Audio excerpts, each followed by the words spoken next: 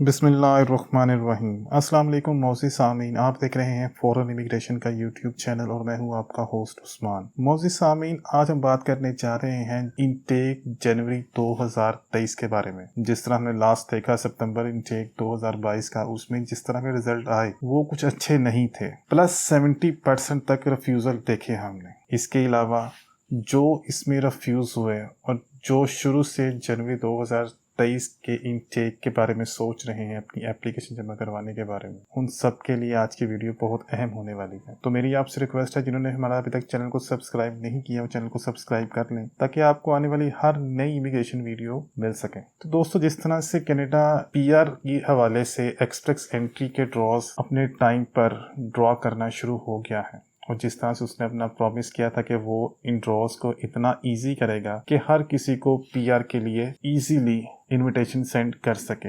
जिस तरह से उन्होंने लास्ट टाइम कहा था कि हम इसका सीआरएस स्कोर इतना कम करेंगे कि हर कोई इसमें इजीली अप्लाई कर सकते हैं। इसी तरह उन्होंने अपना स्कोर कम से कम करते गए। अब बात ये है कि जिस तरह से कनाडा हर किसी को पीआर देना चाहता है, इस तरह वो हर स्टूडेंट को वीजा देना चाहता है, लेकिन आपको अपने वीजा एप्लीकेशन को इस काबिल करना है, इस तरह प्रेजेंट करना है कि आप इजीली वीजा हासिल कर सकें। आज की वीडियो स्पेशल उन लोगों के लिए है ये जिनका वीजा रिफ्यूज हुआ और जो 2023 में अपना वीजा अप्लाई करने जा रहे हैं जनवरी में। सबसे पहले हम बात करेंगे जिनके वीजा रिफ्यूज हुए वो अपना री अप्लाई कैसे करेंगे। कनाडा में जो वीजा रिफ्यूज हुआ उसमें जो उन्होंने ऑब्जेक्शन लगाए, जो उन्होंने अपने कमेंट्स दी, वो हमने सब कमेंट्स देखे हैं। मैक्सिमम जो कमेंट्स थे उनमें ज्यादा सेटलमेंट ठीक नहीं थी और कुछ में आपका स्टडी गैप था जिसकी वजह से रिफ्यूज हुआ। उसके अलावा छोटे मोटे और भी इश्यूज थे उसके अंदर जो हमें देखने को मिले। सबसे पहले हम बात करेंगे कि जो आपका गैप है स्टडी में, वीजा ऑफिसर ये चीज चेक करता है कि आपकी स्टडी में कंसिस्टेंस नहीं रही। इंटरमीडिएट के बाद 1 साल का गैप रखा, फिर आपने ग्रेजुएशन की,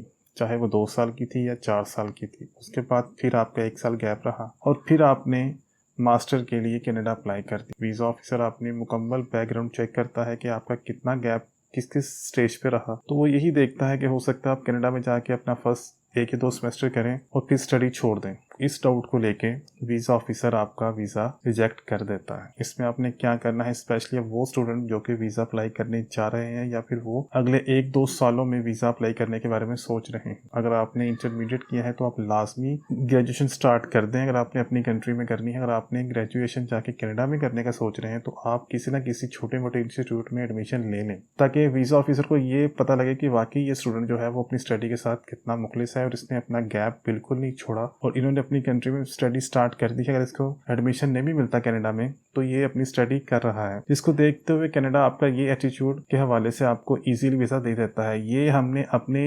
80+ केसेस में ये चीज़ अप्लाई की है और हमें इसमें सक्सेस रेट 100% देखने को मिला है। अगर आपका स्टडी गैप यहाँ पे नहीं है, आपने अगर मास्टर करना है, ग्रेजुएशन करनी है कनाडा में जाके, तो अपना जो भी अपनी डिग्री अभी की है अपनी कंट्री में, उसके फौरन बाद आप दाखिला अपनी कंट्री में मिलें, अपनी कंट्री में स्टडी स्टार्ट कर दें, गैप बिल्कुल ना रखें। और ये चीज़ आपके बहुत बड़ा प्लस पॉइंट शो करती है आपकी एप्लीकेशन में। दूसरी चीज़ हम देखते हैं कि जब आप स्टडी कंप्लीट कर लेते हैं अपनी कंट्री में, आपने ग्रेजुएशन की है, उसके 2 साल तक आप जॉब करते रहे, उसके फिर बाद आपने नेक्स्ट मास्टर के लिए वीजा अप्लाई कर दिया है। ये भी आपके लिए एक नेगेटिव पॉइंट है। वीजा ऑफिसर ये देखता है कि आपने 2 साल के बाद, 2 साल के गैप के बाद, जॉब के बाद वीजा अप्लाई कर रहे हैं, जो कि आपकी कंसिस्टेंसी नहीं रहती है आपकी प्रोफाइल में। आपकी स्टडी, जॉब, फिर स्टडी, ऐसे नहीं रहता। ये भी आपकी रिफ्यूजल का बाइस बनती है। इसका सिंपल सा हल यही है कि आप जब भी वीजा अप्लाई करें, आप उस टाइम अपनी करंटली स्टेटस देखें कि आप जॉब क्या कर रहे हैं। आपने अपनी जॉब को देखते हुए वहाँ पे जॉब से रिलेटेड आपने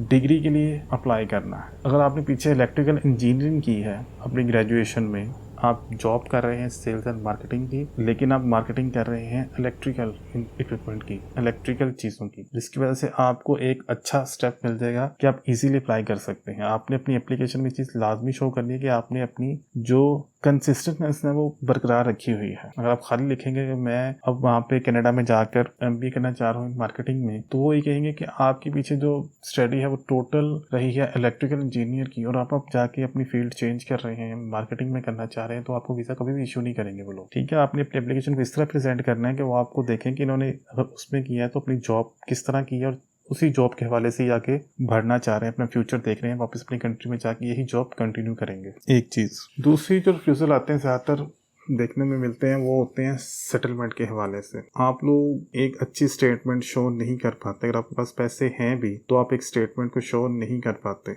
ज़्यादातर देखा जाता है लोग करते क्या है कि अपने अकाउंट में अगर आपने 6 माह की स्टेटमेंट शो करनी है तो आप 3 माह के बाद या 4 माह के बाद इकट्ठे पैसे शो करवाते हैं और 2 माह पैसे रखते हैं और फिर उसकी स्टेटमेंट का प्रिंट लेके आप अपलोड कर देते हैं। तो ये चीज़ आपको जानना चाहिए कि जो वीज़ा ऑफिसर है उसका काम ही ये चीज़ों को जज करना है। वो इजीली ये चीज़ देख लेगा कि आपने एकदम से पैसे इन्वेस्ट किए हैं और फिर आपने उसका प्रिंट लेके उनको सेंड कर दिया। आप अपनी या अपने फादर की अगर स्टेटमेंट लगा रहे हैं तो आपने उसमें एक चीज़ शो करवानी है कि अगर एक अच्छी तादाद में पैसे आ रहे हैं तो उसी तरह पैसे अगर निकल रहे एक्सपेंस हो भी रहे हैं तो साथ आपके इनकम भी, सोर्स ऑफ इनकम भी अच्छा है जो जिसकी वजह से पैसे इन भी हो रहे हैं। डेबिट क्रेडिट दोनों शो करें कि आपकी जो स्टेटमेंट है वो असली है। इस चीज़ को आपने लाजमी देखना। हमें 2-3 और इशू भी देखने में मिले हैं यहाँ पे। जो रीज़न मिली है रिफ्यूज़ल की उसमें ये था कि आप कभी कभी रेफरेंस के तौर पर कनाडा में मौजूद अपने किसी दोस्त का रेफरेंस दे देते हैं, किसी ऐसे कज़न का या किसी ऐसी रिलेटिव का, दूर के रिलेटिव का जिसका कनाडा में एक अच्छा पीआर नहीं होता।